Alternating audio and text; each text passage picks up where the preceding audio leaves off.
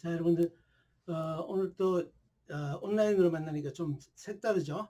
저는 마스크를 벗었고, 여러분들은 또 동영상이라서 그냥 단순히 관람으로 바뀌지 않았을지 모르겠어요. 근데 오늘 할 내용은 조금 어렵긴 한데, 그래도 꼼꼼하게 할 거니까 집중해서 잘 따라오세요. 오늘 지금 할 내용은 기본적으로 지금 현재 하는 것은 전류 도선이 있으면 이제 서로 상호작용을 하는데, 근원전류 도선의 영향만을 따로 빼놓으면, 근원전류 도선에 의한 걸 따로 빼놓으면 이것에 의해서 형성되는 것이 자기강도예요. 그죠? 자기강도.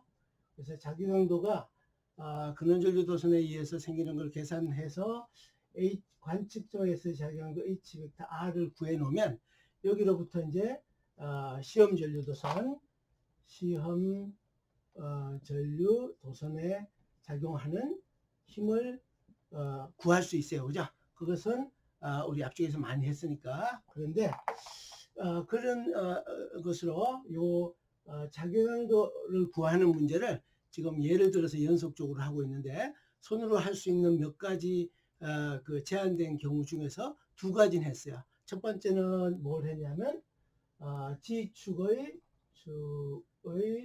무한 전류 도선에 의해서 형성되는 전류 도선에 의해서 형성되는 자기장 했고, 그게 실제 상황은 어떤 건지도 설명을 했어요. 그죠? 고압선이 지나간다든지, 또는 뭐 우리 그 집중 회로상에서 그 배선 사이에 일어나는 일. 그죠? 그 다음에 두 번째 예를 뭘 했냐면, 두 번째 예는 XY 평면에 G축을 중심으로 해서 반지름이 A인 원형 전류 도선에 의해서 형성되는 자기장인데, 이것도 문제가 너무 복잡해서 수업 시간에 다룬 것은 어디로 환정했냐면, 관측점이 원형 전류 도선의 중심 축상에서의 자기강도를 했어요. 그죠? 내가 조금 변형된 형태로 쓰는데, 실제로 원형전류 도선의 중심 축상이라고 한 것은 원래 뭔가 하면 XY 평면에 원형전류 도선이 있는데, 그 중심이 G축이었어요. Z축. 그죠? 그래서 Z축상에서 자기강도가 어떻게 되는지를 다뤘어요. 그죠? 그래서 요거 했고, 요거 했는데, 요 두 개는 모두 다 전류 도선이었어요. 전류 도선. 그런데 오늘은 조금 다른 형태인데, 세 번째는 뭘 하게 되냐면, XY 평면의 Y축 방향으로 흐르는 무한히 넓은 이런 뜻이에요. 근데 실제로 무한히 넓은 건 만들 수 없는데, 관측점하고 근원전류 도판이 있는 거하고 간격에 비해서 굉장히 넓게 보이는 거예요. 상대적으로 무한 전류 면에 의한 자기강도를 다루려고 그래요. 자기강도. 그런데 이제 이걸 그림으로 그리기 전에 먼저 어떤 일을 하냐면, 우리가 여기다 먼저 쓰면요, 이제 자기장을 구할 때 전류 도선 조각에 의해 형성되는 부분 자기강도라는 용어를 썼어요. 그죠? 부분 자기강도라는 이름을 썼는데, 그럼 이걸 그림으로 나타내면, 지금까지는 주로 어떤 걸로 한정해서 얘기를 했냐면, X축이 있고 Y축이 있고 G축이 있어요. 그죠? 그러면 근원전류 도선 조각이, 근원전류가 이렇게 흐른단 말이에요. 그죠? 이렇게 흐르면 요 전류 도선 조각이, 조만한 전류 도선 조각, 요걸 조각을 내면 요 조각이 여기에 어디엔가 관측점에 미치는 영향을 DH 벡터의 관측점, 그리고 근원전류 도선 조각이 있는 점이 동시에 영향을 미치는 이런 형태로 했어요. 그죠? 그래서 이 조각이 뭐였냐면, 이 조각이 이제 이래요. 여기서 이렇게 가는 벡터가 근원전류도선 조각이 있는 지점 벡터, 그죠? 그 다음에 만약에 요 점이 관측점이라 그러면 요 관측점에서 R 벡터가 되는데, 받은 거 봤죠? R 벡터가 있는데, 여기가 이제 원점이에요. 그죠? 원점. 이제 좌표계는 편리하게 뭐 직각 좌표계를 쓸 수도 있고, 원통 좌표계를 쓸 수도 있고, 구좌표계를 쓸 수도 있는데, 이제 자기장 쪽에서는 주로 많이 쓰게 되는 게 직각 좌표계하고 원통 좌표계가 더 많이 사용된다 그랬어요. 왜냐하면 자기장도는 근원전류 도선을 중심으로 해서 회전 방향으로 형성되는 게 기본 원칙이기 때문에, 그래서 이제 이렇게 해놓으면 여기서부터 이렇게 가는 벡터, 그러니까 근원 전하가 있는 도선 조각에서부터 여기 관측점까지 가는 요 벡터를 R 벡터라고 얘기했어요. 그죠? 그러면서 뭐라고 얘기했냐면, 요 작은 조각에 여기 이제 전류 I가 흘러요. 그죠? I가 흐르고 여기 도선 조각의 길이하고 조각의 길이하고 방향을 DL 벡터에 R 벡터에 프라임 이렇게 표시했어요. 물론 여기다 프라임 붙여도 관계없어요. 프라임이 붙으면, 대시가 붙으면 자기장을 형성하는 근원을 의미하는 거고, 프라임이 안 붙으면 관측점을 얘기하는 거라 그랬어요. 그죠? 그런데 이제 이렇게 되는데, 요 조각이, 여기 전류 조각이 여기 흐르는 여기 형성하는 요 지점이 형성하는 크기가 요만큼이라고 하면, 이 도선 전체가 형성하는 것은 어떻게 하면 되는가 하면, H 벡터의 관측점에서의 자기 강도는 여기서 계산한 DH 벡터만 잘 구성을 해 놓으면 이걸 근원전류 도선 조각 전체에 걸쳐서 다 합쳐주면 된다 그랬어요. 그죠? 요 조각이 여기에 미치는 거, 요 조각이 미치는 거, 그 다음 조각, 그 다음 조각, 그 다음 조각에서 이 전류 도선 전체를 합친다는 뜻이 요거예요. 그죠? 그런데 여기에 사용되는 DH 벡터를 보면요, 이제 DH 벡터의 R, 이걸 여기로 좀 옮길까요? 여기 DH 벡터의 R 프라임이라고 한 게 있어요. 그래서 이건 뭐예요? 여기 있는 도선 조각, 작은 전류 도선 조각, 작은 전류 도선 조각이 이 형성한 부분 작의 강도야.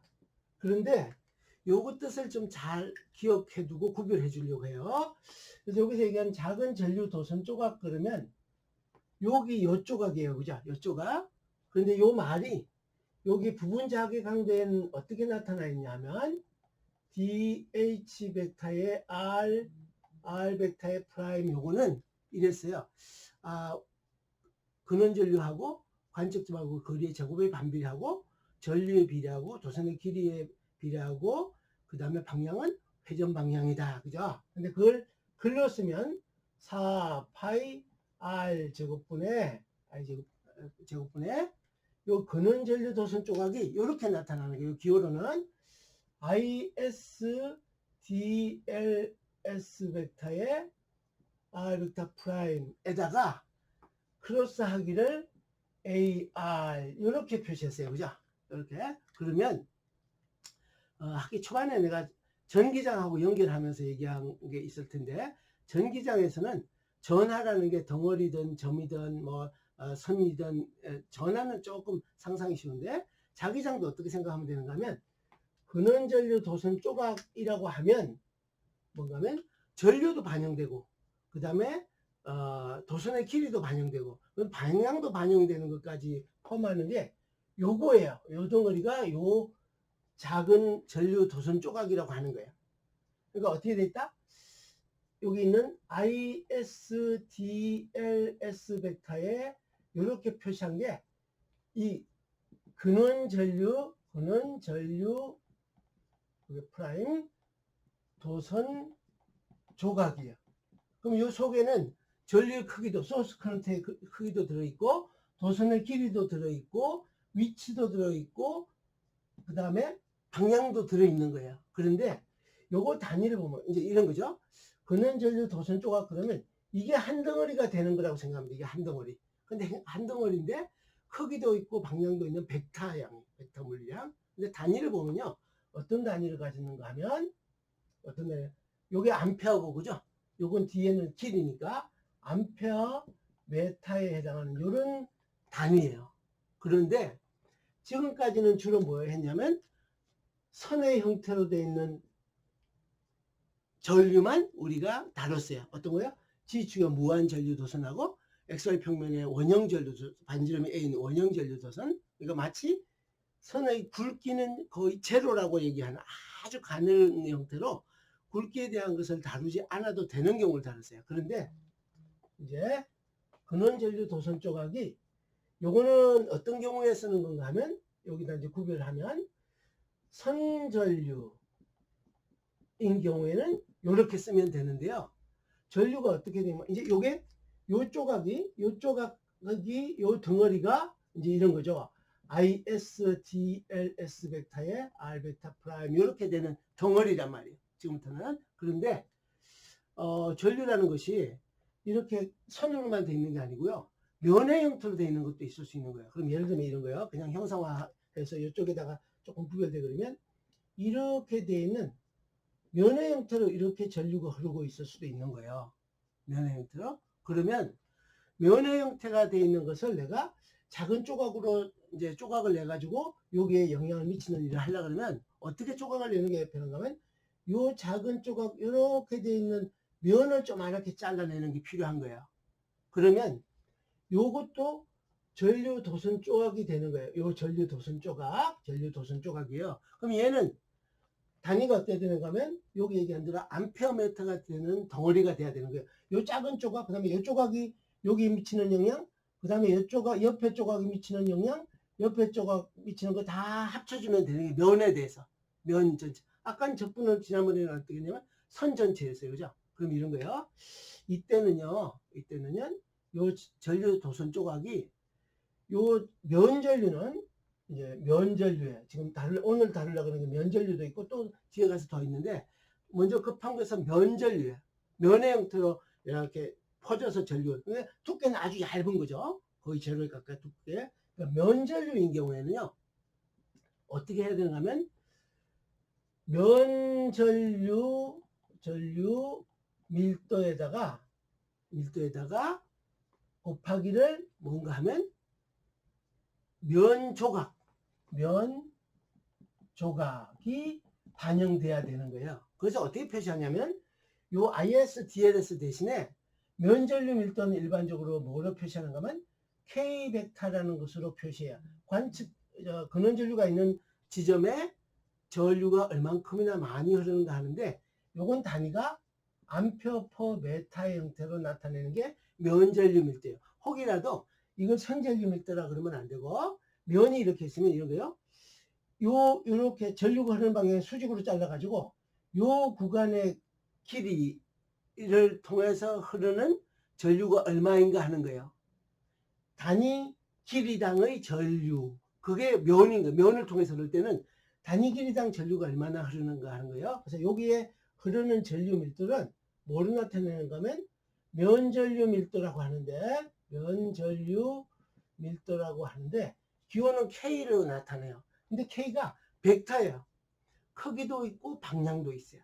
그래서 거기다가 뭐를 곱하면 되는가 하면 요 면 조각은 우리가 알고 있는 대로 우리 이제 1학기에도 했고 2학기에도 살짝 복습해줬는데 면 조각은요 뭐라고 나타냈냐면 DS라고 나타냈어요. 근데 그 조각이 어디 있는 조각인가 하면 R 베타의 프라임에 해당하는 근원 전류가 있는 지점에서의 조각이에요. 근데 얘는 면은 여기 이미 전류 밀도의 벡터를 반영했기 때문에 이 경우에는 ISDLS 대신에 뭐를 집어넣어서 여기 부분 자기 밀도 계산하는 게 쓰면 되냐면 K 벡터의 R 벡터 프라임에다가 DS의 R 벡터 프라임 이렇게 계산하면 되는 거예요. 근데 이 DS는 작은 조각의 면은 예를 들면 직각좌표계인 경우에는 우리 앞쪽에 다뤘고 원통좌표계일 때 어떻게 하고 그 다음에 구좌표계일 때 어떻게 하는지는 다 했으니까 거기에 맞게 변형하면 돼요. 그 다음에 이제 또 전류가 뭐가 있는가 하면 1번 이제 선전류 했고 면전류에 대한 얘기를 일반화해서 해놨어요. 그죠? 그러면 어떻게 되냐면 이 경우에는 DH 벡터가 DHR R 벡터의 프라임이 4파이 R 제곱까지는 같고요. ISDLS 대신에 K 벡터의 R 벡터 프라임에 DS R 벡터 프라임에다가 크로스 프로덕트 하기를 요게 한 덩어리라 그랬다 그죠? 요게 한 덩어리 거기다가 곱하기를 요 위에 한 대로 AR로 해서 회전 방향을 만들어 주면 되는 거예요. 회전 방향. 요게 이제 선전류인 경우하고 면전류인 거예요. 근데 오늘 우리가 다룰 게 면전류인 거예요. 근데 이후에도 쓰기 위해서 면전류 말고 또 하나 더 남은 게 뭔가 하면 입체 형태로 이렇게 통으로 흐르는 거.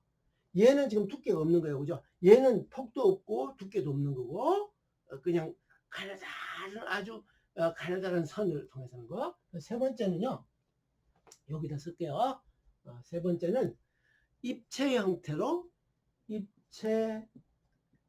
형태의 전류 도선이 있어요.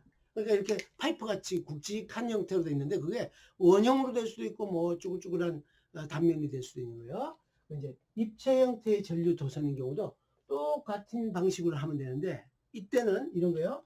여기다 그림을 이제 청색은 일반적으로 내가 강의할 때 근원 전류를 나타내는 걸 쓰는데 오늘은 그림이 빨간 게 벌써 2개 나왔으니까 그냥 빨간 걸로 해볼까요?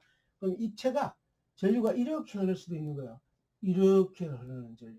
이런 전류가 이렇게 흐를 수도 있는 거예요. 그러면 이제 요거 먼저 할까요? 아까 여기서 그러면 KDS는 어떤가 하면 요 조각이 근원 전류 도선 조각이 되는데 얘가 K 벡터에다가 DS 이렇게 되는 거예요. 내가 R 프라임은 뺐어요. 요게 이제 아까는 요게 ISDLS가 자기장을 형성하는 일종의 자하 같은 거예요. 자기 덩어리.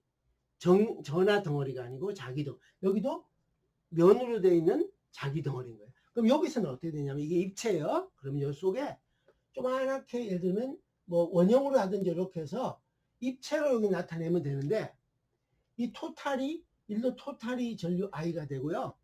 여기에 지나가는 전류 밀도가 요 지점의 전류 밀도가 J로 표시해요. J 벡터로 R 벡터의 프라임 이렇게 표시하는데 얘를 J 벡터를 뭐라고 하냐면 R 벡터 프라임의 J 벡터는 단위가 암페어 퍼 메타의 제곱에 해당하는 단위를 가지는 거예요. 그래서 얘는 그냥 보면 전류 밀도는 전류 밀도예요. 전류 밀도인데 면전류 밀도가 아닌 거예요. 얘는 최적 전류 밀도인 거예요.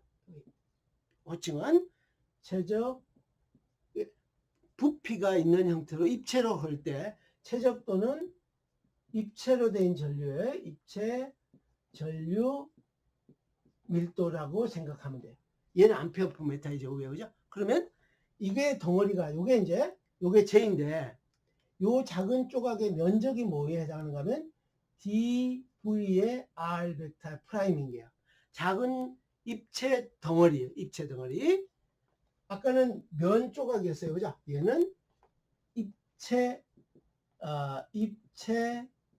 또는 최적의 형태로 되어 있는 조각인 거예요. 조각. 얘는 당연히 메타의 3승을 가진 그런 조각. 그래서 dV의 R 벡터 프라임. 최적은 벡터 아니에요. 그죠? R 벡터 프라임인데 얘는 메타의 3승의 단위를 가져서 여기서는 아까 얘기하는 ISDLS나 KDS 여기서 있는 KDS 같은 거 대신에 뭘 쓰면 되는가 하면 J 벡터에다가 R 벡터의 프라임에다가 dV의 R 벡터 프라임을 쓰면은 얘가 단위가 뭐가 되냐면 암페어 메타 형태의 단위를 가지는 그런 근원 전류 덩어리가 되는 거예요. 근원 전류 조각이. 그래서 그때 필요한 때에 맞게 이렇게 사용하면 돼요. 나중에 뒷부분에 가서 요거는 쓰이는데 지금 당장은 요거를 안 쓸 거예요. 나중에 우리가 뒤쪽에 가서 이제 예를 들면 뭐 전류 밀도 계산하는 과정이나 이런 데서 요건 조금 쓰긴 했는데 지금 당장은 이런 형태로 된 거는 너무 복잡해서 살짝 남겨놓고 가요. 물론 낼 수도 있죠, 문제는.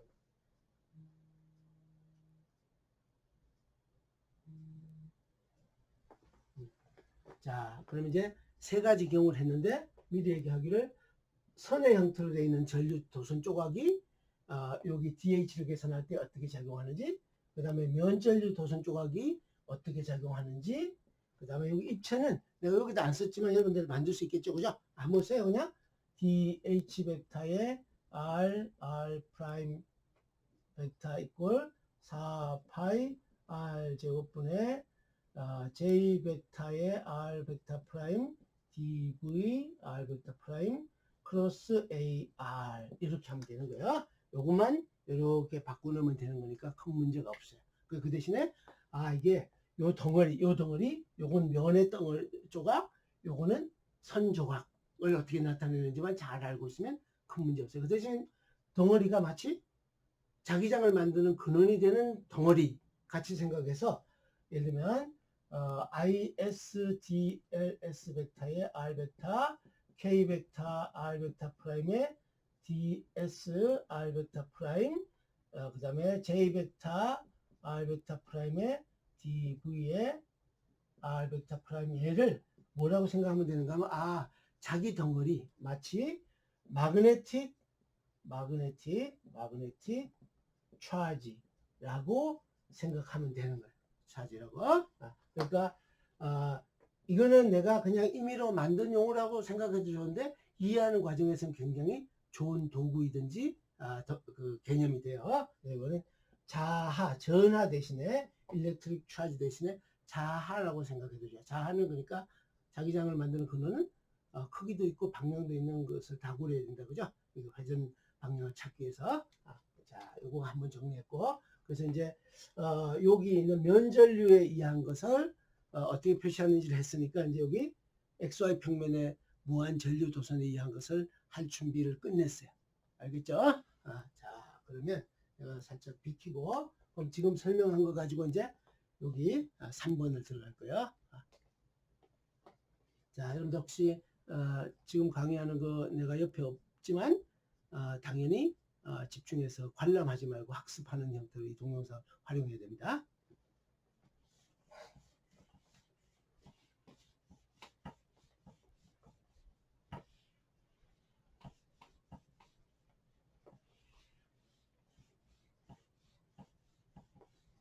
그러면 이제 말로 한 거 예 3이에요. 예 3.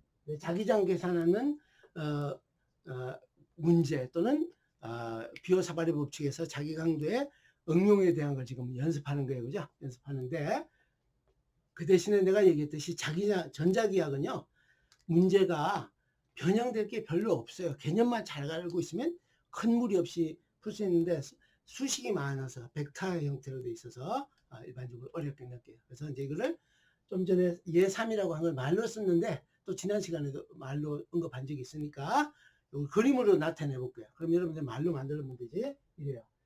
여기가 이제 이쪽이 X축, Y축, 이렇게 G축이 있어요. 이렇게 있고 G축이 있어요. 그런데 어떤 형태인가 하면 XY 평면에 여기도 조금 더 점선을 그려놓을까요? 확장해서 이렇게 있고요. 이렇게 있는데 XY 평면에 큼직하게 이 방향으로 이제 하여튼 무한히 큰데 그냥 자른 거예요. 여기도 끊어진 선 있고 이쪽에 끊어진 선 있고 이쪽에도 끊어진 선, 이렇게 끊어진 선 있다고 생각해도 괜찮아요. 그래서 이제 이때 어떤가 하면 XY 평면의 Y축 방향으로 흐르는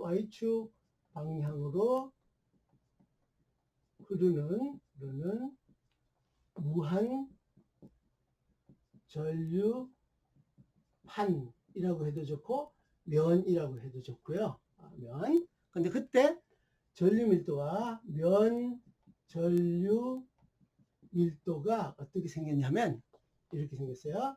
K 벡터인데 어느 있는, 근데 우리는 자세히 썼는데 다른 책들이나 강의에서는 R 프라임을 건드리지 않을 수도 있어요. 근데 나는 여러분들 혼동하지 말고 근원 전환이냐 시험 전환이 아니면 근원 전류 도선이냐 관측점이냐를 구별하기 위해서 이걸 같이 쓰고 있어요.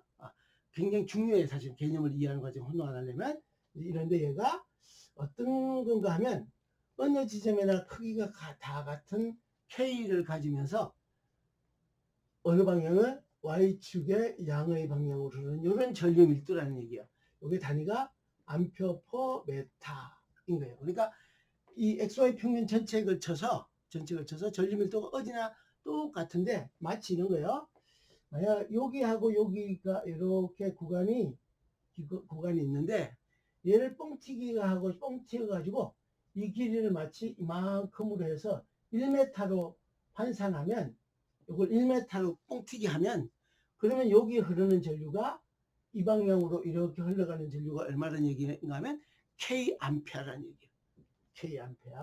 K 암페어가 뻥튀기 했을 때 그러니까 단위 길이당 전류 밀도가 얼마인가 하는 거예요. 그래서 이제 여기다 그림을 표시하면 전류가 이 방향으로 흐르고 이 방향으로도 흐르고 이게 다 똑같은 Y축 방향으로 흐르는 거예요. Y축 방향으로. 자, 그러면 우리가 앞쪽에서부터 계속 얘기했듯이 첫 번째 그림으로 형상화하는 일은 해놨어요. 그러니까 여기에 요게 K 베타 이꼴 K의 A, Y에 해당하는 형태로 흐르고 있는 거예요. 그죠? 자, 그러면 이제 뭐라고 했는가 하면 1번 그림으로 형상해 놨다. 그죠? 그림으로 형상화. 사실 여러분들은 뭔가 하면 이제 문제로 받을 때는 우리 수업에 이걸 이해시키는 과정이라고 해서 이렇게 쓰지만 여러분들은 뭔가 하면 이거에 의한 자개 강도를 구하라. 이런 문제를 받는 거인 거예요. 그죠? 또 이럴 수 있죠. 왜 꼭 XY 평면이에요? 그리고 왜 Y축이 양의 방향이에요? 그거는 해석의 편의를 위해서 내가 삐딱하게 흐르는 게 있어도 삐딱하게 흐르는 방향이 XY 평면이 돼도 좌표 이동하면 되는 거예요. 그죠? 좌표 변형하면 또 전류가 이 방향이 아니고 위로 흐른다. 그럼 그 방향을 XY 평면이 되게 하면 되는 거지. 그죠? 그렇게 하면 돼요. 자, 그럼 이제 그림으로 형상해 놨고 두 번째는 여러분들한테 뭐 하라 그러냐면 자개강도 구하는 그에 관련되는 작은 전류 도선 조각 이제 여기서는 뭔가면 면전류 조각이 되겠죠. 그죠? 면전류 조각에 의한 부분 자개강도죠. 부분 자개강도를 구해야 되겠지. 자개강도. 그럼 그걸 봤더니 DH 벡터는 R 벡터 프라임인데 얘는 4파이 R 제곱분의 이제 면 전류라 그랬으니까 어떻게 해요? K 벡터에다가 R 벡터 프라임에 DS에 R 벡터 프라임에 크로스 AR 이렇게 하는 일을 써놓는데 이걸 지금 하는 일은 뭐 때문인가 하면 대칭성 파악하느라고 그런 거예요. 그죠? 요걸 근거로 해서 요거는 근거가 뭐예요? 얘는 첫 번째 거리가 같으면 자기 강도가 같다. 근원전류 도선으로부터 거리가 같으면 자기 강도는 어느 지점에 같다. 그죠? 뭐에 비례해서? 거리의 제곱에 반비례해서. 그 다음에 전류 크기에 비례해서 그 다음에 방향은 어느 방향인가 하면 전류 도선이 있으면 이렇게 회전하는 방향이다. 그죠? 여기에 전류가 이렇게 흘러가면 그럼 만약에 전류가 이렇게 흘러가면 지금 여기 들어가면 이렇게 회전하는 전류가 되는 거예요. 그죠? 자, 그러면 이걸 봤더니 이게 평면이 무한히 넓은 평면인데 관측점을 한번 본 거야. 관측점을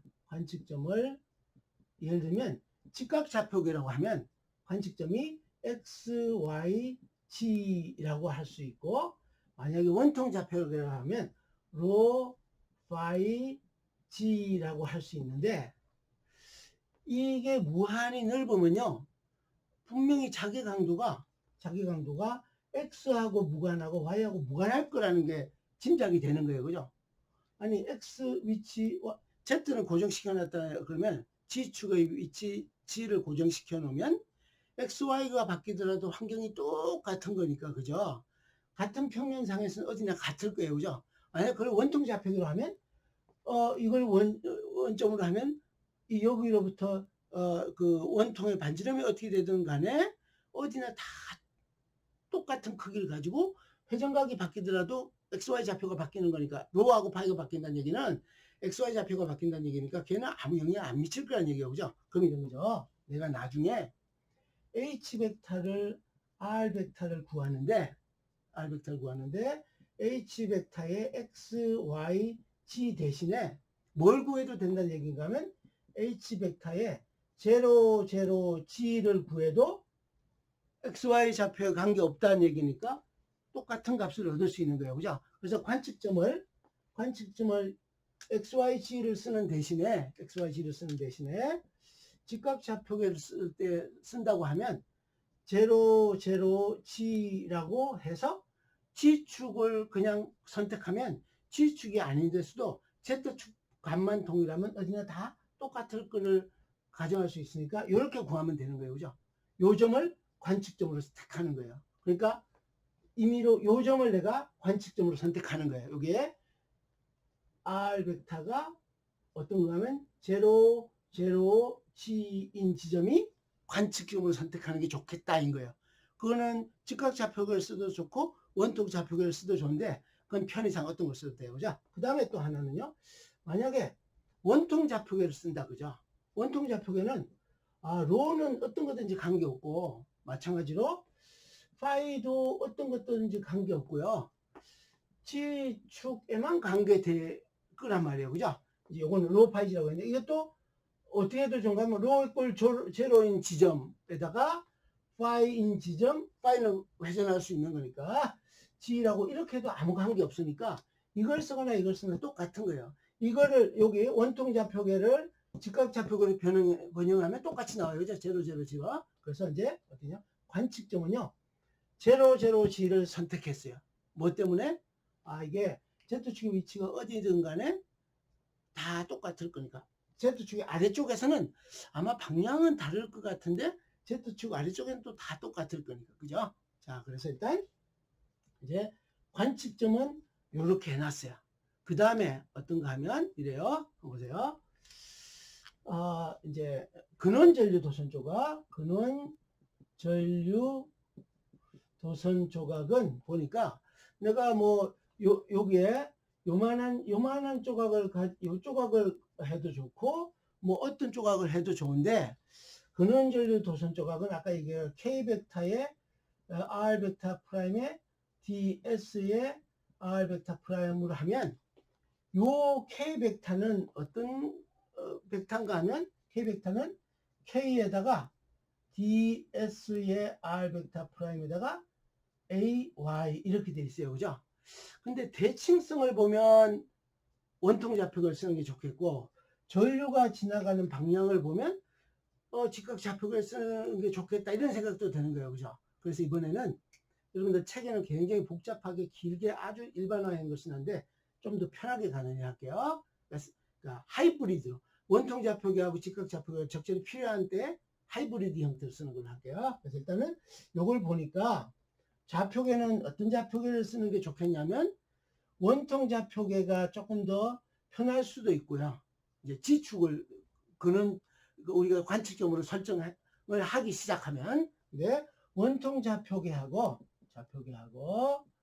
요 근원전류 도선 조각의 형태를 나타낼 때는 이것보다는 직각 좌표계를 사용하는 것이 편해서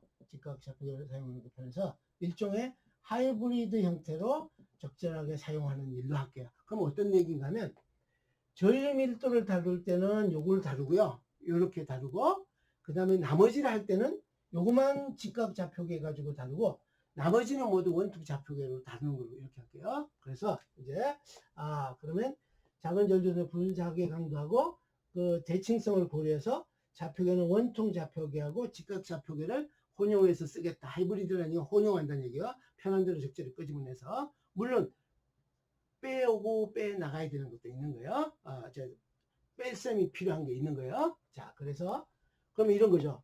여기가 근원전류 도선 조각이 있는 점이니까 이렇게 가는 아이고, 이번에 못 잡았어요.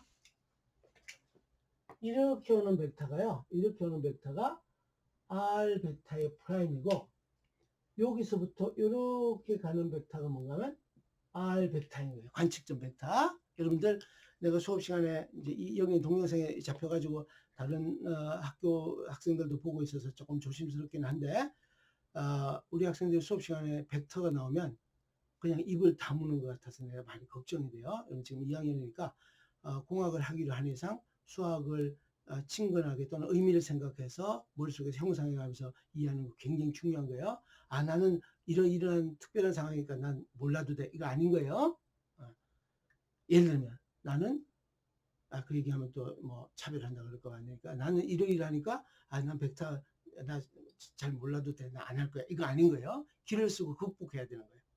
자, 그러면 이제 여기 R 벡터인데요. 근원전류 도선 조각이 있는데 이거는 직각좌표기를 하면요. X, Y, G가 돼요. 직각좌표기로 X 프라임, Y 프라임, G 프라임이에요. 그런데 이게 XY 평면상에 있으니까 실제로는 직각좌표기인데 X 프라임, Y 프라임, G 프라임의 좌표는 어디야? XY 평면이니까 제로인 거죠, 그죠? 그런데 또 경우에 따라서는 뭐를 쓰는 게 편하다 그러면 원통 좌표계를 쓰는 게 편하다 그랬으니까 원통 좌표계도 나타내 볼게요. 원통 좌표계는 로 프라임, 파이 프라임, G 프라임의 형태로 우리가 나타내는데 여기도 마찬가지 뭔가 하면 로 프라임은 그대로 살려놨어요. 그 다음에 파이 프라임, 그 다음에 G 좌표는 0이에요. 그죠? 0이에요. 그러면 나중에 어떤 일을 하는 게 편한가 하면 이렇게 바로 직각좌표계를 해놓으면 다루기 어려울 때가 있어요. 그래서 어떤 일을 할 건가 하면 여기 보니까 직각좌표계를 써야 되는 일은 있어요. 직각좌표계를. 왜냐하면 여기 보니까 KDS의 여기에 거하고 요 뒤에 걸 곱해야 되는 일이 생겼어서 AY하고 직각이 되거나 평행이 되는 성분을 뚜렷이 보는 직각좌표가 필요하긴 한데 다른 구간을 다룰 때 아직 언급 안 했지만 직각좌표계보다 원통좌표계를 하이브리드 쓰는 게 낫다 그랬으니까 요거를 어떻게 쓰는 게 나가면 요거를 선택해서 쓰되 요거를 직각좌표계로 변환한 어떤 걸 쓸 건가 하면 로 프라임의 코사인 파이 프라임 AX 더하기 로 프라임 사인 파이 프라임의 AY의 형태로 직각 요게 뭐예요? 요게 X 프라임이고 요 뒤에 게 Y 프라임인 셈인 거예요. 그죠? 요걸 여기다 쓰는 걸 할 거예요. 알겠어요?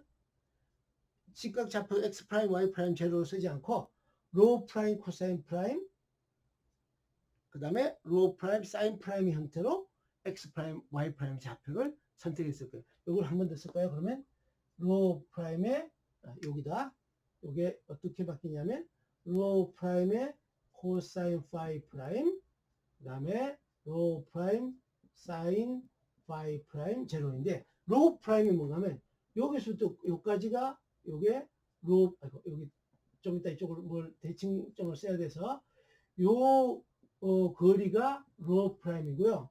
요렇게 돌아가는 각도 이게 파이 프라임인 거예요. X축으로부터 회전각 여기가 파이 프라임이에요. 자, 그러면 이제 기본 공사는 대체를 해놨는데 내가 걱정이 여기다 쓰기 시작하면 내 얼굴이 안 보여서 조금 집중도가 떨어질까 봐 걱정인데 그러면 먼저 여기 필요한 것들을 위해서 이제 이렇게 할게요.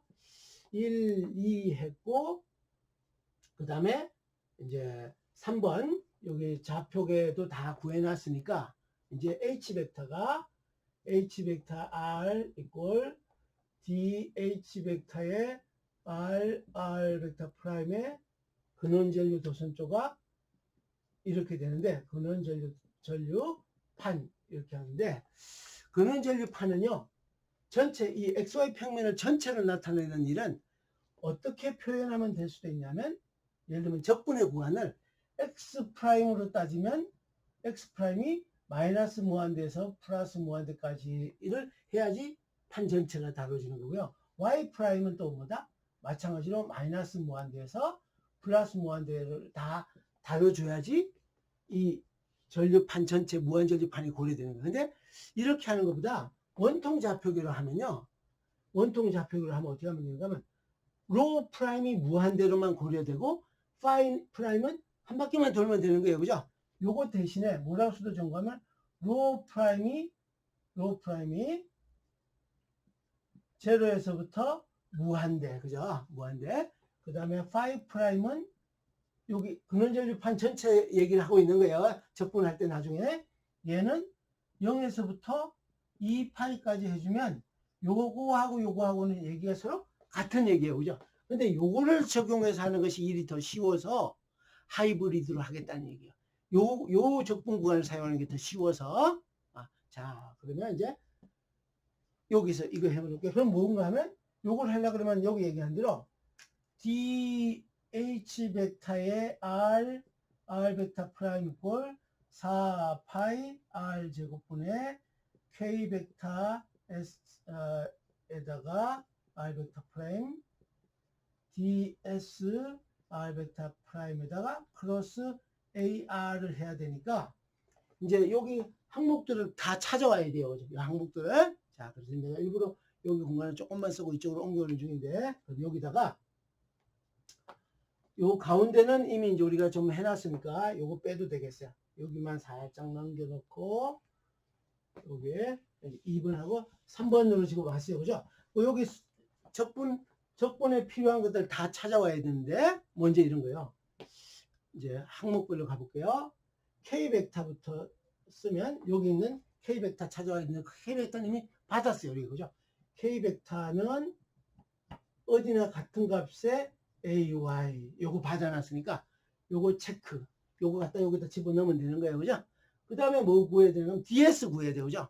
DS 근원전류 도선 근원전류 면 조각은 근원전류 도선 전류가 있는 조각의 요 크기를 면 조각을 해야 되는 거니까 면 조각은요. 요 면 조각을 얘기하는 거예요. 이게 뭔가 하면 DS의 면 조각 근원전류 도선 조각이 있는 면 조각인 거예요. 그러면 이거는요. 우리가 이제 XY 평면이니까 만약에 직각좌표기를 하면 이제 그래도 다 쓰면서 갈게요. 직각좌표기를 하면 이 면의 수직인 면이 뭔가 하면 G축이잖아요. 그죠? 그러니까 G축의 수직인 면에 해당하는 거니까 작은 조각이 요 폭이 dx, 요쪽 가로폭이 dy인 거예요. 그죠? dx, dy가 되는 거예요. 직각좌표기에서는 어느 지점에 다 그렇게 하면 돼요. 그죠? 그런데 이제 원통좌표기를 하면 어떻게 하면 되는가 하면 요 조각은요.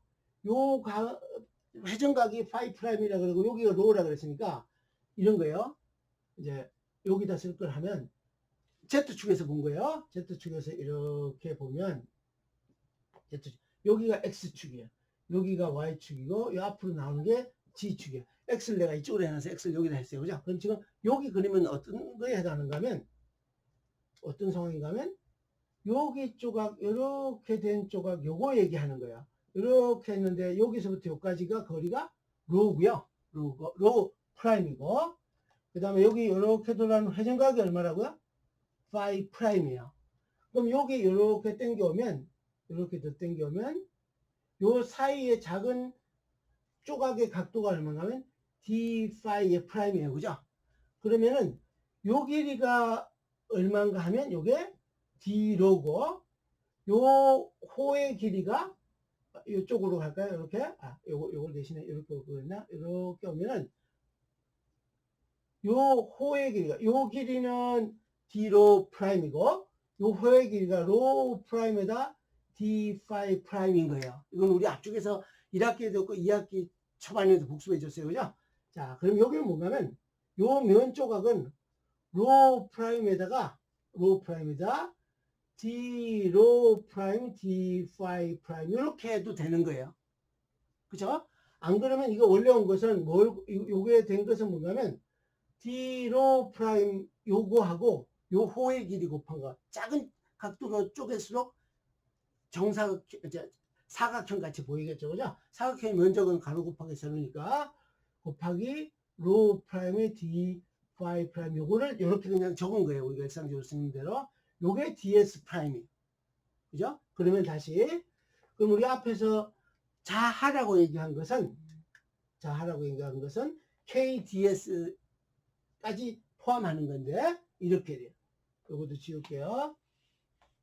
이거 x축인데, 그러면 k 벡터의 r 벡터 프라임의 ds의 r 벡터 프라임을 계산해야 여기다 넣어서 계산할 거 아니에요, 그죠? 여기다 넣어서 계산할 거잖아요. 그럼 얘는 어떻게 되냐면 k에다가, 그죠?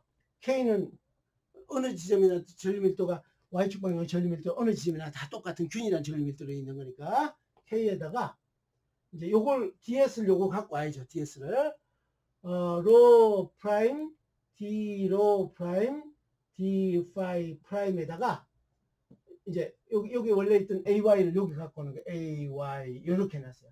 내가 왜 하이브리드 좌표계라고 얘기했냐면요, 여기를 구성되어 있는 걸 보니까 면전류 조각 자하라고 얘기한 거, 그죠?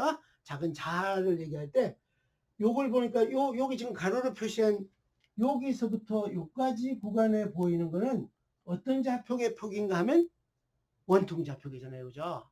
근데 이 오른쪽 벡터의 방향은 어떤 거예요? 직각 좌표계잖아요, 그죠? 그래서 여기는 원통 좌표계를 쓰는 게 편해서 내가 원통 좌표계를 쓰고, 요 뒤에는 직각 좌표계 방향을 그대로 써서 어디나 계속해서 AY 방향은 안 바뀌는 거니까, 그죠? 그래서 요렇게 쓰려고 그래요. 요 조각이 아주 작은 경우에는 요 작은 조각의 전류가 요 방향으로 나란히 흐르고 있는 거예요. Y축하고 나란히 방향으로 흐르는 거예요. 이게 훨씬 더 쉬워요. 그래서 원통 좌표계하고 직각 좌표계가 모두 들어있는 형태로 돼 있어서 내가 그냥 이름을 붙이기에는 하이브리드 좌표계라고 이렇게 붙였어요. 하이브리드 좌표계. 이렇게 해놓는 게 일이 쉬워요. 자, 그러면 여기서 분자에 해당하는 KDS 자하 덩어리, 이제 이거는 마그네틱 차지라고 아까 가상적으로 이름을 붙인 것은 계산해 놨어요, 그죠? 그 대신 뭐 계산해야 되는가 하면 이제 여기다 물음표에서 R 벡터를 구해야 이로부터 R도 구하고 AR도 구할 수 있어요, 그죠? AR도. 자, 그러면 조금 더 가기 전에 여러분들 이런 거 한번 해보세요. 요 전류도선 조각이 조그마한 요 전류도선 조각이 있어요, 그죠? 전류도선 조각이 있어요. 그러면은 이 전류도선 조각이 이랬잖아요. 전류의 방향으로 엄지손가락을 향하게 하면 나머지 오른손의 엄지손가락을 전류의 방향으로 택하면 나머지 네 손가락이 이 엄지손가락의 수직한 방향의 회전 방향이 된다 그랬어요, 그죠? 그러니까 전류를 이 방향으로 Y축 방향으로 이렇게 하면 이 손가락 중에서 이렇게 회전하는 방향, 그죠? 이렇게 회전하는 방향. 이 방향이 어느 방향이라는 성분이 있어요. 위쪽에서는 Z축 방향 성분도 있고 X축 방향 성분도 있는 거잖아요, 그죠? Z하고 X, Y는 있어요, 없어요? 없는 거예요. 이게 Y축 방향으로 흐르는 거니까 그의 수직인 건 XY 방향밖에 없지, 그죠? 회전이니까. Y의 수직인 거 무슨 방향? XY 방향밖에 없죠, 그죠? 근데 그거를 이제 그 성분을 쪼개서 또 원통 좌표를 너무 복잡해서 왔다 갔다 해야 돼요.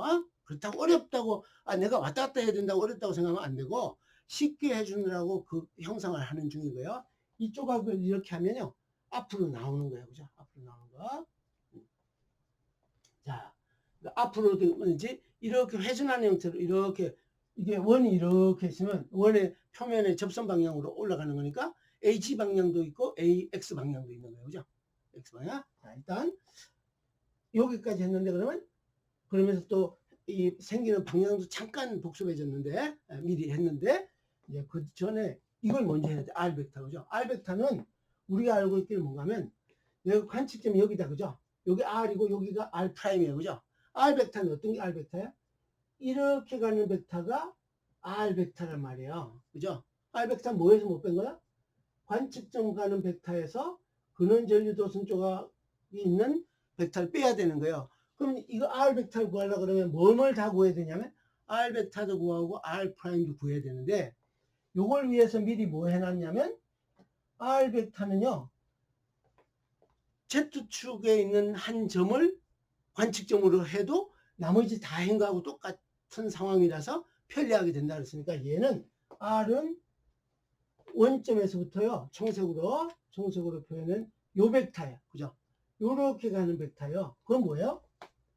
0, 0, G에 해당하는 거니까 G, H 벡터가 관측점하는 벡터예요. 그죠? 그러면 마지막 구하려고 그러면 이런 거잖아요. R 벡터는 R 벡터 빼기 R 벡터 프라임. 이거 좀 전에 얘기를 했듯이 이렇게 되니까 R 벡터는 구해놨어. 근데 R 프라임 벡터 구해와야 되잖아요. 그래야 계산이 되지. 근데 빨간 걸로 할까요? R 벡터의 프라임. 요 조각이 있는 벡터는요. 요 벡터예요. 그죠? 요 벡터가 R 프라임 벡터라고 그랬어요. 그죠? 그럼 이건 또 계산해 놨어요. 원래 좌표로 따지면 로 프라임, 파이 프라임, G를 써서 나타내는 게 적분 구간을 다룰 때 편해서 좋은데 문제는 빼야 되니까 로 프라임, 파이 프라임, 제로에 해당하는 좌표를 원통 좌표를 직각 좌표를 변형한다 그랬어요. 그죠? 요게 R 프라임이란 말이에요. 그러니까 R 프라임 벡터는 로 프라임 코사인 파이 프라임의 AX 더하기 로 프라임 사인 파이 프라임의 AY 이렇게 되는 거란 말이에요. 그죠? 그러면 대부분 할 걸 다 했어요. 자, 그럼 보세요. R 했고 R 프라임 했으니까 여기서 바로 근원전류 도선 면조각이 있는 근원전류 면조각이 있는 여기서부터 이렇게 가는 R 벡터 계산이 바로 되는 거예요. 여러분들 짐작한데 한번 보세요. 이렇게 이 Z축으로 가는 벡터에서 XY 방향으로 가는 걸 빼는 거니까 뭐 남을까요? XYZ 따로 있는 게 되겠죠. 그죠? 자, 이런요. 빼면 R 벡터는 R에서 R 벡터의 프라임. 기호는 이렇지만 뜻은 이 뜻은 뭐예요? 여기 근원전류 도선 조각이 있는 요 조각에서부터 관측점으로 향하는 벡터란 말이에요. 그죠?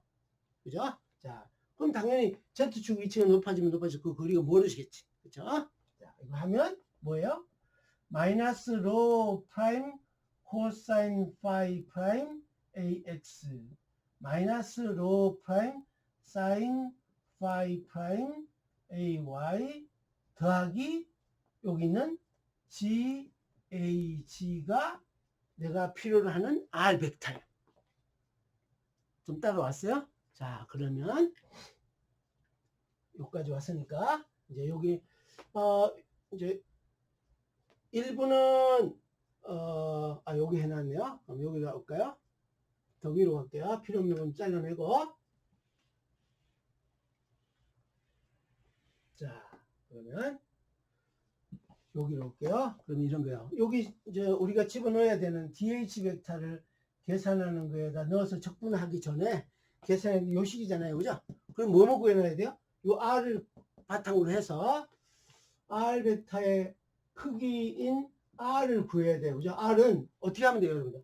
요거 크기 구하면 되는 거니까 X 좌표 있고 Y 좌표 있고 Z 좌표 있으니까 제곱 해서 더하면 되는 거잖아요. 그죠? 각각에. 그런데 바로 쓸게요. 요거 제곱하면 로 프라임의 제곱 더하기 G의 제곱에 스퀘어 루트가 뭔가 하면 여기서부터 여기까지 거리예요. 바로 짐작되죠, 여러분들. 왜요? 이게 직각이야. 여기서 여기까지가 로고, 요 위쪽의 좌표가 G야. 그럼 저 대각선 방향의 길이는 뭐예요? 제곱해서 더하는 거니까 로 프라임 더하기 G 프라임 해서 루트 씌운 거죠, 그죠? 그러니까 수식으로 막 안 가더라도 그림으로 이렇게 해도 되겠네? 해도 돼요. 자, 이제 그러면 AR 벡터 여기다 넣어서 AR 벡터를 구해야 되는 거니까 AR 벡터는 뭔가 하면 R 벡터를 요 벡터를 크기를 나눠주는 거예요. 그죠? 그럼 어떻게 하면 돼요? 얘는 로 프라임의 제곱 더하기 G의 제곱의 루트 분의 그죠? 루트 분의 요거 그대로 와야 되는 거니까 마이너스 로 프라임 코사인 프라임의 A의 X 마이너스 로 프라임 사인 파이 프라임 AY 더하기 GAG 이렇게 됐죠. 그죠? 네? 자, 그러면 요 그림은 적절히 이제 해놓은 대로 갖고 와서 쓸 생각을 하면 이제 여러분들 노트에 있을 거니까 요거 지워가면서 할게요. 먼저 요거부터 먼저 지울게요. 여기 살짝 또 써야 될 것 같으니까 놔둬. 그러면 이제 요까지 다 했으니까 이제 DH 3번 합고 4번에다가 이제 다 반영해서 넣는 거예요. DH 벡터는 관측점 근원 전류 있는 지점이 다 반영된 DH 벡터는 4파이 R 제곱분의 K 벡터 DS 벡터 R 벡터 프라임 크로스 AR인데 이제 좀 더 구체적으로 반영해 넣는 거예요. 그죠? 자, 보세요. 그러면 4파이 R 제곱이에요. 그죠? 4파이 R 제곱인데 R이 요거니까 로 프라임의 제곱 더하기 G의 제곱. 그죠? 제곱에다가 하나도 안 흘리고 그냥 다 쓸게요. 제곱에 이렇게 되는 거에다가요. 여기 뒤에 AR이 여기 어디 갔어요? 요 AR이 올 걸 먼저 생각하면 얘가 2분의 3승으로 바꿔요. 뭐가 2분의 3승이고요. 2분의 3승이고 그럼 KDS는 어떻게 되냐면 K에다가 로 프라임 D 로 프라임 D 파이 프라임인데 그 다음에 여기에 AY 이렇게 돼 있다. 그죠? AY 그 다음에 요거하고 뭐를 곱해야 되냐면 곱하기를 요거 곱해줘야 되잖아요. 그죠? 요거 곱하기 그럼 이래요. 요거 이제 지워도 되겠다. 그죠? 요것도 이제 반영했으니까 지워도 돼요.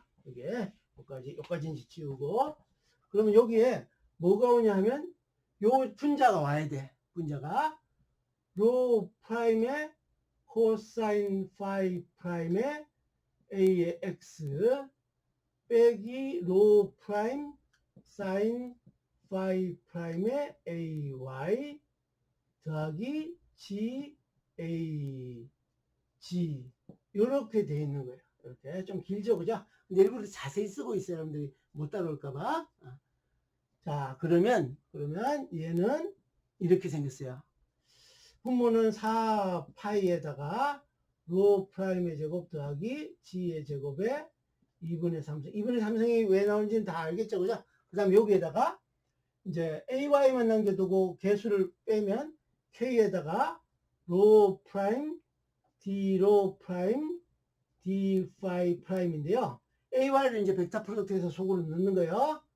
집어넣으면 AY, AX 하면 뭐예요? YX 마이너스 AG잖아요. 그죠? 자, 보세요. AY, XYG니까 이게 로 프라임 코사인 파이 프라임에다가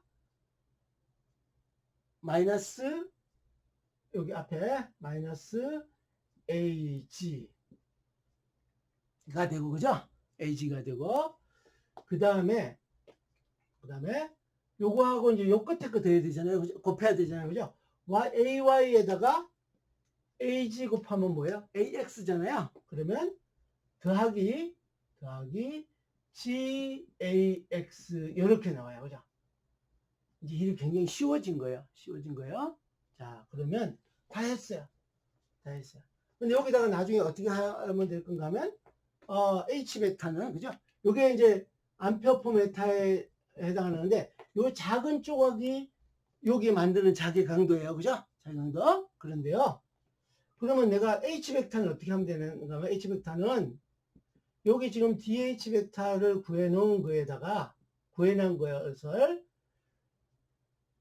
근원전류 판 또는 면전류 전체에 걸쳐 다 합치면 되는 거예요. 그럼 뭔가 하면 그 얘기 아까 얘기하던 뭔가 하면 로 프라임은 어디서부터 어디까지 0에서부터 무한대까지 그죠?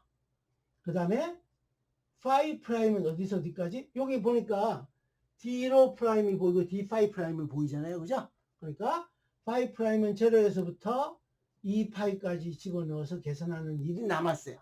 자, 그런데 이제 요것도 지워도 되겠죠, 여러분들? 이거 지워도 되겠다, 그죠? 자, 여러분들이 지금 갖고 있는 교재를 내가 너무 어렵게 아주 일반화된 경우를 집어넣어서 Z축으로 안 옮겨서 되게 어렵게 돼 있어요. 그래서 다음에 개정판 할 때는 쉽게 따라올 수 있는 이것도 넣고 그거 남겨놓고 부록같이 그렇게 만들어 놓을 생각이에요. 자, 그럼 이제 요거 하면 돼요. 이제 네 번째 요거 갖고 와서 이제 적분을 하는 거예요. 자, 그러면 어떻게 하는지 보세요. 여기 보니까 4 파이 로 프라임의 제곱 더하기 g의 제곱에 2분의 3승 분의 k에다가 로 프라임의 d 로 프라임의 d 파이 프라임인데요. d 로 프라임 d 파이 프라임을 적분을 해야 되는 거니까 적분 변수를 d로 뺄게요. 그러면 첫 번째 항이 뭔가 하면 여기에다가 마이너스 로 프라임의 코사인 파이 프라임에다가 h 방향으로 가는 얘가 이렇게 할까요? 얘가 이제 요 첫 번째 항부터 먼저 적분기호로 남겨놓는 거예요. 이렇게 하면 요게 d 로 프라임 d 파이 프라임 있는데요. d 로 프라임 d 파이 프라임 있는데 로 프라임 순서를 바꿀까요? 순서 바꿔줄게요. 이게 더 쉬워요. d 파이 프라임 d 로 프라임인데 그러면 뭔가 하면 파이 프라임은 어디서부터 어디까지? 0에서부터 2파이까지. 요 뒤에는 로 프라임은 0에서부터 무한대까지를 하면 요 첫 번째 항의 적분을 여기다 집어넣었어요. 그죠? 그 다음에 두 번째 항은 요 두 번째 항은요. 더하기를 인티그럴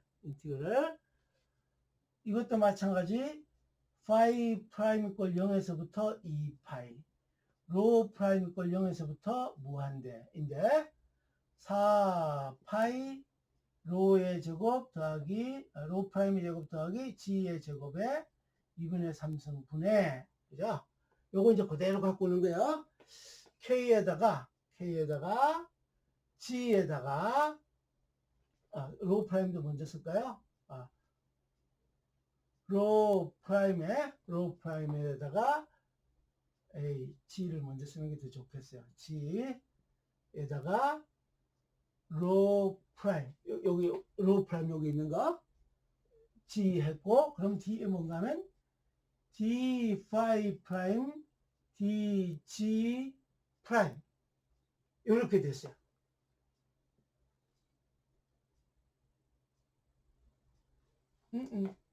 d 파이 프라임 d 로 프라임 잘못 썼죠, 그죠? 이렇게 하면 돼요.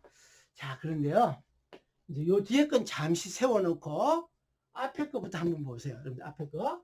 요 앞에 걸 먼저 적분을 하는데요. 적분하는데 파이에 대해서 적분하는 걸 생각하면 여기 코사인 파이를 제외하고는 파이하고 아무 관계 없으니까 이 모두는 다 뭔가 하면 그냥 상수같이 생각하면 돼요. 그죠? 상수같이. 그러면 요 앞에 거를 청색으로 되어 있는 얘를 이렇게 빼오면요. 빼오면 여기에 로 프라임 이퀄 0에서부터 무한대까지는 있는데 요 개수에다가 뭔가 하면 여기에다가 코사인 파이 프라임에다가 d 파이 프라임을 파이 프라임 이퀄 0에서부터 2파이까지 적분한 걸 해서 d 로 프라임 이렇게 해야 된단 말이에요. 그죠? 요거를 청색으로 되어 있는 거 개수를 여기다 해서 요 전체가 다시 d 로 프라임에 대해 적분하면 되는데 그 전에 요 속을 들여다 보니까 코사인 파이 프라임이라는 것을 한 줄기에 대해서 적분하는 거예요. 근데 내가 어제 수업할 때 뭐라 그랬냐면 이렇게 생겼어요. 코사인 함수는 코사인 파이 프라임은 파이 프라임을 이렇게 하면 여기가 제로 2분의 파이 2분의 3파이 파이 하면 이렇게 생긴 거잖아요. 그죠? 여기가 파이 라디안, 여기가 2파이 라디안 지점이에요. 그죠? 그러면 이런 거예요. 요 식이 의미하는 건 뭔가 하면 요 코사인 파이라는 함수를 요 한 줄기 여기서부터 여기까지 다 적분한다는 얘기예요. 적분을. 그러면 조각조각 내서 더하는 과정에 해당하는 건데, 이 위쪽은 양의 값이고 이 아래쪽은 음의 값이에요. 그죠? 그러면 어떻게 되는 거예요? 위쪽 양의 값의 면적 전체하고 아래쪽 음의 값의 면적 전체하고 같으니까 얘는 자동으로 요 값은 0이 된단 말이에요. 0.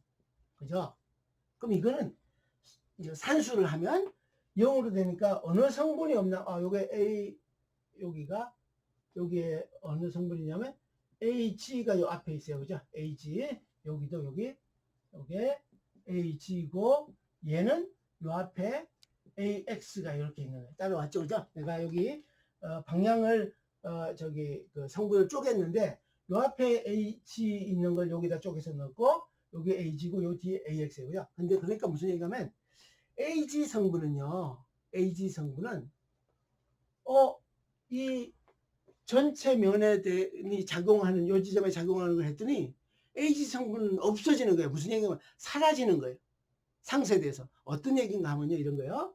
요 조각이 있는데요. 왜 그렇게 됐냐면 요 조각이 있어요. 요 조각에 파이 프라임 라디안에 해당하는 요 조각이 있어요. 그러면은 요거하고 대각선의 반대 방향에 있는 여기 가면 똑같은 거리에 요만한 조각이 또 다른 조각이 있어요. 그죠?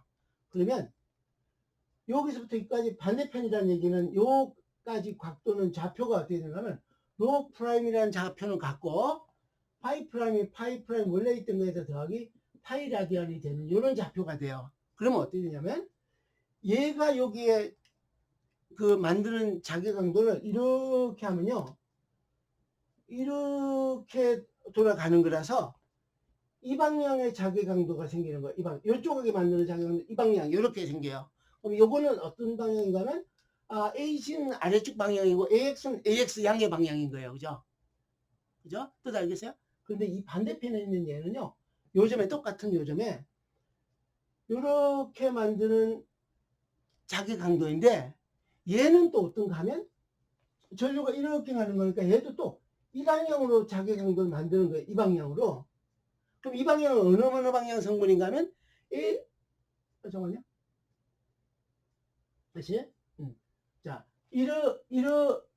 여기는 이렇게 되는 거라서 내가 그림이 여기가 이쪽을 지나간다 그러면 이 방향이고요. 그 다음에 이 방향은 또 뭔가 하면 이렇게 여기 전류가 있으면 이렇게 도는 거니까 얘도 이렇게 가는 접선 방향이에요. 접선 방향. 그러면 사실 어떻게 되냐면 요 성분하고 요 성분하고 크기가 똑같은데 방향이 다른데 요 성분이나 요 성분이나 어떤 성분들의 합인가 하면 AX 방향하고 AG 방향의 성분의 합인데 요 빨간 것은 어떤가 하면 AX는 앞으로 나오는 X축 양의 방향이고 Z축은 아래쪽으로 향하는 방향 성분이야. 근데 여기 이 반대편에 180도 이상 차이가 나는 얘가 만드는 건 어떤가 하면 X 방향이 여전히 앞으로 나오는 건데 Z축 방향 성분은 위로 가는 거예요. 위로. 그럼 어때요? 크기가 똑같다 그랬으니까 Z축 방향 성분 둘이 상쇄돼서 없어지는 거예요. 뭐만 남아요? X방향. 그래서 여기 지금 요게 상쇄돼서 이 전체가 0이 되는 이유는요. 0이 되는 이유는 요거하고 대칭점에 있는 얘가 여기 만드는 게 서로 Z축 성분이 상쇄되기 때문인 거예요. 그럼 여기 말고 요거하고 똑같은 이런 거에 요 점이 있다 그죠? 그럼 요 반대편에 180도 차이는 얘하고 하면 역시 AX 방향만 남고 AG는 상쇄되는 거예요. 모두 다. 그래서 요 성분은 없어지는 거예요. 그럼 요거만 적분하면 되는 거예요. 요거만. 그죠? 요 뒤에 남은 거. 그러면 요거를 빼서 AG 성분이 사라지는 건 요 그림 가지고 있는데 책에 보면 그림을 아주 자세히 그려놨어요. 입체화해서. 배정판에는 내가 며칠 전에 또 새로 그림을 조금 더 다듬어서 그려놨는데 일단 그림 여기가 좀 불명확해 보이면 참고하되 텍스트북에 보면 잘 돼 있어요. 자, 그 다음에 요거는 이제 계산을 요 뒤에 항을 하면 돼요. 그죠? HR에서 요것도 지워도 돼요. 요것도 이제 DH는 다 썼으니까 요 성분만 계산해 오면 되는 거예요. 이 성분만. 자, 그럼 이래요. H 벡터, R 벡터는 이제 제로에다가 AG 이거 했으니까 한 번만 더 써지고 넘어가면 그 다음에 AX 방향 성분은 어떻게 계산해오면 되냐면 인티그럴 파이 프라임은 제로에서 2파이 로 프라임은 제로에서부터 무한대. 그죠? 무한대. 그럼 요거가 4파이 로 프라임의 제곱 더하기 g의 제곱 2분의 3승분의 요거 있는 거잖아요. 그죠? k 곱하기 g에다가 로 프라임에다가 d 파이 프라임에 d 로 프라임 이렇게 된 거예요. 그죠? 그러면 여러분들이 이렇게 한 파이에 대한 적분 먼저 하고 그다음에 로에 대한 적분 하면 돼요. 그죠? 근데 보세요. 여기 d 파이 프라임에 해당하는 청색으로 되어 있는 먼저 적분을 하려고 하는데 여기에 파이 프라임에 대한 의존도가 있어요, 없어요? 없죠. 그죠? 상수니까 한 바퀴 하면 그냥 2파이만 곱해주면 돼요. 그죠? 자, 그래서 이제 이것도 날리고 여기 4파이분의 2파이가 나왔어. 2파이는 왜 나왔다고요? 안에 여기 파이 프라임 적분한 거예요. 2파이 적분한 거 나왔어요. 그죠? 그 다음에 여기 적분이 이제 d 로 프라임에 대한 적분만 남았으니까 로 프라임에 가는 것만 남겨놓고 나머지 다 상수로 바꿔서 빼는 거예요. 그러면 k에다가 g가 살아있고 인티그럴 로 프라임 0에서부터 무한대까지가 돼요. 그죠? 무한대까지. 그러면 로 프라임의 제곱 더하기 g의 제곱에 2분의 3승분의 로 프라임의 d 로 프라임 이렇게 되잖아요. 그죠? 이건 뒤에 건 여러분 적분이 되는 거예요. 그럼 이것도 한 번 더 할까요? 이거 한 번만 더 쓸게요. 그럼 2파이 4파이 나누면 2분의 k에다가 g 인티그럴 로 프라임 이퀄 0에서부터 무한대까지 로 프라임의 제곱 더하기 g의 제곱에 2분의 3승분의 로 프라임의 d 로 프라임 이렇게 생겼어요. 그러면 여러분들 이제 또 치환 적분 하는 거요. 여러분들 내가 제일 걱정이 수업 시간에 요즘에 들어가서 걱정이 수학이 나오면 손도 못 대고 있는 학생들이 많네요. 요새는 몇 번 돌아봤죠, 내가 하라 그러고 표정을 보면 표정이 안 보여. 우리 이제 앞으로 우리 강의 전 마스크를 투명 마스크만 쓰게 하는 일을 해야 될지 모르겠습니다. 하나 좀 사다 날리면서. 자, 그럼 요거 적분을 하는데 요거는 그냥 적분이 되는 적분이에요. 표 안 찾아봐도 되는 거예요. 어떻게 하면 되냐면 요 뒤에 거 적분하는 것만 할게요. 로 프라임의 제곱 더하기 g의 제곱을 u라고 치환을 하는 거예요. 그죠? 그러면 d 로분의 d 로 프라임분의 du를 하면 2로 프라임이 되잖아요. 그죠? 로 프라임이 돼서 미분하면 그러면 다르게 얘기하면 로 프라임에 여기 보니까 로 프라임 곱하기 d 로 프라임이 나와 있잖아요. 그죠? 로 프라임 d 로 프라임 하면 2분의 1 du로 하면 된다는 얘기예요. 그죠? 그럼 무슨 얘기냐면 인티그럴 로 프라임의 제곱 더하기 g의 제곱에 2분의 3승분의 로 프라임의 d 로 프라임은 u의 2분의 3승분의 1 du인데 앞에 2분의 1 붙여주면 되는 거예요. 그죠? 그럼 여러분들 생각해보세요. 얘는 2분의 1에다가, 그죠? 2분의 1이 있고, 적분 요거 x 2분의, 마이너스 2분의 3승 적분하는 거니까, 마이너스 2분의 3에 1 더하면 마이너스 2분의 1이니까, 마이너스 2분의 1 분의 u에 얼마예요? 루트 u 분의 1 이렇게 되는 거잖아요. 그죠?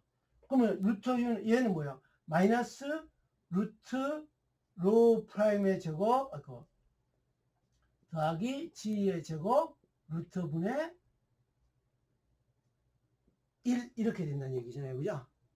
그러니까 이제 여기다 다시 근데 적분 구간이 어디예요? 로 프라임 꼴 마이너스 제로에서부터 무한대까지 넣으면 되는 거니까 제로에서부터 로 프라임 꼴 제로에서 굉장히 오늘 자세하게 친절 동명시 하고 있는 거예요. 오늘 오랜만에. 자, 요렇게 됐어요. 로 프라임 꼴 제로에서부터. 그 넣으면 얘는 제로는 무한대 넣으면 얼마 나와요? 자, 로 프라임에다 무한대 넣으면 분모가 무한대가 되니까 0이야. 그죠?